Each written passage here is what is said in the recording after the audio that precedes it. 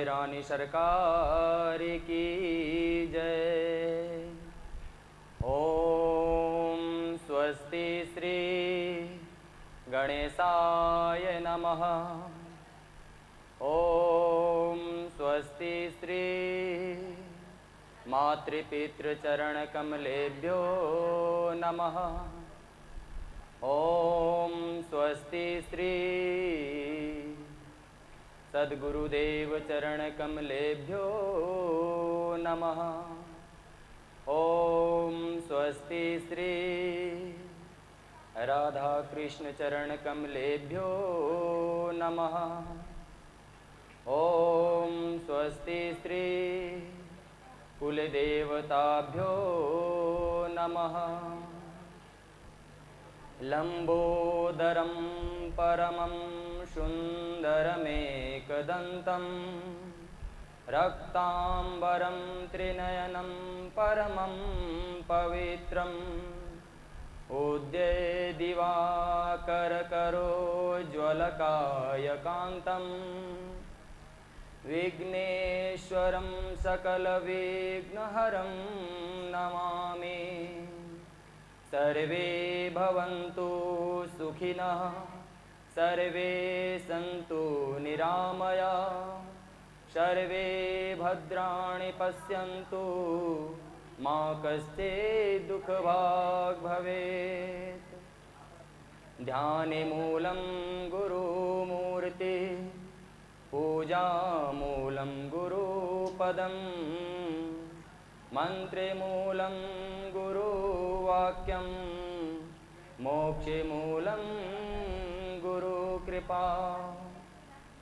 राधे मेरी मात है, पिता मेरो घनश्याम, आप दोनों के श्री चरणन में मेरा बारंबार प्रणाम।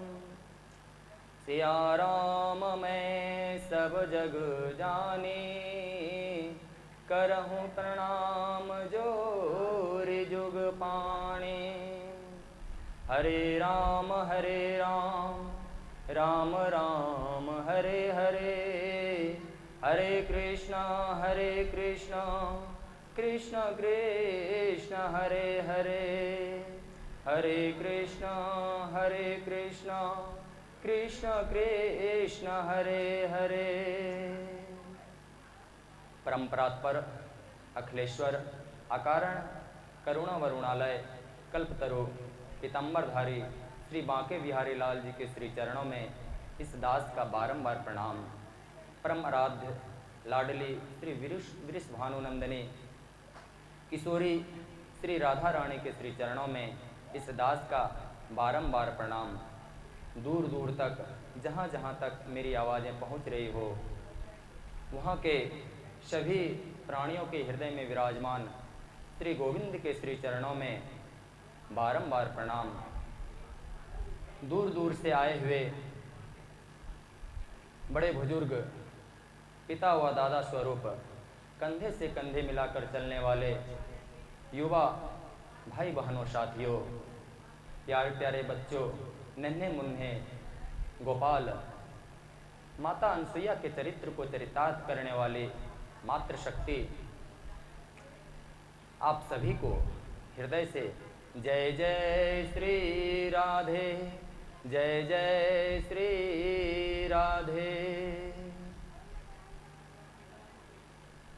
प्यारे श्रोतागण,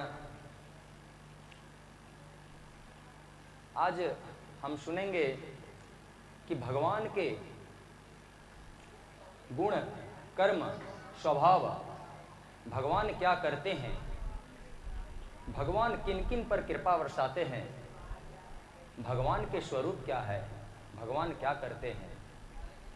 श्रीमद् भागवत महापुराण के प्रथम श्लोक सच्चिदानंद रूपाय विश्वोत्पत्त्यादिहेतवे तापत्रय विनाशाय श्रीकृष्णाय वयं नुमः। इस श्लोक में भगवान के सभी चीज़ों का वर्णन है। भगवान क्या करते हैं, भगवान कैसे दिखते हैं, भगवान किन किन के ऊपर कृपा बरसाते हैं। अगर कहा जाए एक शब्दों में तो भगवान के पूर्ण बायोडाटा है। एक एक करके हम व्याख्या सहित सुनेंगे। सच्चिदानंद रूपाय, सत चित्त आनंद, ये तीन गुण हैं। ये तीन रूप में भगवान है। परमात्मा तीन रूपों में है, सत्य रूप में है, चित्त रूप में है और आनंद के रूप में है। सत्य क्या है? सत्य जो विशाल ब्रह्मांड में कण कण में हर जगह व्याप्त है, हर जगह व्याप्त है, जो हमारे अंदर भी है, आपके अंदर भी है, हर जगह है, प्रत्येक प्राणियों के अंदर है। यहाँ तक कि जब सृष्टि हुई थी उसके पहले भी थी, और जब सृष्टि हुई अभी भी है, और सृष्टि जब खत्म हो जाएगी तब पर भी ये चीज। भगवान हर जगह है। अगर जड़ की बात बोला जाए तो जड़ में जो चैतन्यता है वो सत्य के ही कारण है। वो चैतन्य स्वरूप है, वो सत्य है, सनातन है, शाश्वत है, वो कभी नष्ट होने वाला नहीं है। उसे न अग्नि जला सकती है, न ही हवा सुखा सकती है। वो पूर्ण शक्तिशाली है। उसी के कारण हम सब है, चाहे जड़ जगत की हो या चैतन्य जगत की हो, सभी उसी के कारण है। जब सत्य परमात्मा चित्त के रूप में आते हैं तो भगवान श्री कृष्ण कहलाते हैं, भगवान श्री राम कहलाते हैं, भगवान वराह अवतार कहलाते हैं। अनेकों रूपों में आते हैं। कब? जब धरती पर अधर्म की अधिकता होने पर, धर्म की हानि होने पर, जब धर्म की हानि होती है तो भगवान स्वयं सत्य रूप चित्त के रूप में स्वयं आते हैं और इस धराधाम को पुनः धर्ममय करके पुनः चले जाते हैं। जब वही चित्त शक्ति के रूप में आता है, वही सत्य परमात्मा शक्ति के रूप में आता है तो चिति कहलाती है। या देवी सर्वभूतेषु चिति रूपेण संस्थिता, नमस्तस्यै नमस्तस्यै नमस्तस्यै नमो नमः। अर्थात जब चिति रूप में आते हैं भगवान तो वही माता दुर्गा कहलाती हैं, माता लक्ष्मी कहलाती है, माता सरस्वती कहलाती है। आनंद, प्यारे भक्तों, आनंद क्या है? जब सत्य रूपी परमात्मा को हम जान लेते हैं और चित्त के रूप में जब परमात्मा आते हैं इस धरती धराधाम पर, तो अपने व्यक्तित्व से मनुष्य को सिखाते हैं। उन्हीं के गुणगान संकीर्तन के माध्यम से जो हम गुणगान करते हैं, जो हृदय में आनंद प्राप्त होता है, वही आनंद है। सत कहिए जो बिमसे नाही, चित चैतन्य सकल घट माही। आनंद घट घट करे आनंदा, ताको नाम सच्चिदानंदा, ताको नाम सच्चिदानंदा। अर्थात प्रत्येक घट घट में है, प्रत्येक के हृदय में है। और जब वही संकीर्तन के माध्यम से हम आनंदित होते हैं तो हम आनंद स्वरूप को प्राप्त करते हैं, अर्थात परमात्मा के मूल स्वभाव को प्राप्त करते हैं। सद्गुणों को हम अपने अंतःकरण में धारण करते हैं। उसके बाद विश्वोत्पत्त्यादि हेतवे, विश्व की उत्पत्ति, पालन और संहार भी भगवान करते हैं। तीन रूपों में करते हैं। वो कैसे करते हैं? एक छोटी सी दृष्टांत से हम समझते हैं। एक किसान होते हैं और वो किसान जब बीज को खेत में बोते हैं तो वो भगवान ब्रह्मा के काम करते हैं, और वही किसान जब बीज को बोने के बाद खाद पानी सिंचाई वगैरह करते हैं तो भगवान विष्णु के काम करते हैं, और वही जब फसल पक जाती है, जब काटने लगते हैं तो भगवान भोलेनाथ का काम करते हैं। अर्थात किसान एक है लेकिन काम तीनों प्रकार के हैं। उसी प्रकार भगवान एक है, भगवान एक है और काम तीनों प्रकार के करते हैं। तापत्रय विनाशाय, तीन ताप होते हैं। कौन कौन?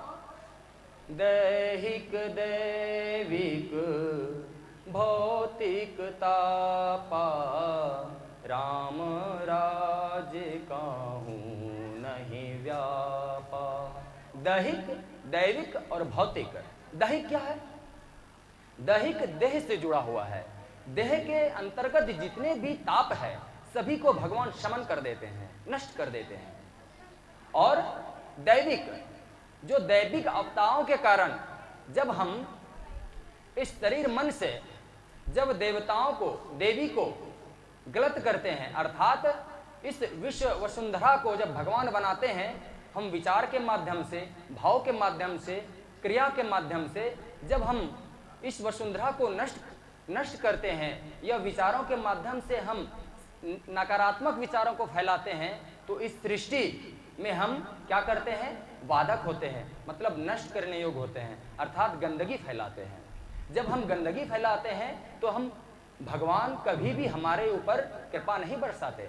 जब हम वही सद्विचारों के माध्यम से, वही सकारात्मक विचारों के माध्यम से जब सृष्टि को हम पोषण करते हैं, सुंदर बनाते हैं, तो भगवान आशीर्वाद देते हैं। ताप त्रय विनाशाय, ये तीनों तापों का विनाश करते हैं। जैसे ये तीनों तापों को विनाश तो करते हैं लेकिन कृपा भी सभी पर बरसाते हैं। अगर देखा जाए कि अगर बारिश हो रही हो, अगर छतरी लेकर कर हम खड़े हो जाएं तो बारिश की बूंद हमारे ऊपर नहीं पड़ती है, अर्थात हम बूंद की अनुभव, बारिश की अनुभव नहीं कर पाते हैं। उसी तरह अहंकार रूपी छतरी हमारे सर पर चढ़े हो, हमारे अंतःकरण में चढ़े हो, अहम चढ़े हो, तो निश्चित है कि हम भगवान की कृपा को हम अनुभव नहीं कर पाते हैं। भगवान की कृपा को हम बिल्कुल अनुभव नहीं कर पाते हैं। इसीलिए कहते हैं, उनकी कृपा में कोई कमी तो नहीं, उनकी करुणा में कोई कमी तो नहीं, पात्रता में हमारी कमी रह गई, पात्रता में हमारी कमी रह गई, उनकी ममता में कोई कमी तो नहीं, उनकी क्षमता में कोई कमी तो नहीं, पात्रता में हमारी कमी रह गई, पात्रता में हमारी कमी रह गई। श्री कृष्णाय वयम नमः। वयम, वयम अर्थात अगर संस्कृत के हिसाब से देखा जाए तो ये शब्द बहुवचन है। वयम अर्थात हम लोग, हम सब। वेदव्यास जी जब इस सूत्र को लिखते हैं, इस मंत्र को लिखते हैं, तो वयम शब्द जोड़ते हैं, अर्थात श्रोता और वक्ता सभी मिलकर प्रणाम कर रहे हैं, अर्थात जड़ और चैतन्य के जितने भी प्राणी हैं सभी मिलकर भगवान को प्रणाम कर रहे हैं। जय जय श्री राधे, जय जय श्री राधे। इसी बात पर हम अपनी वाणी को विराम करते हैं। जय जय श्री राधे।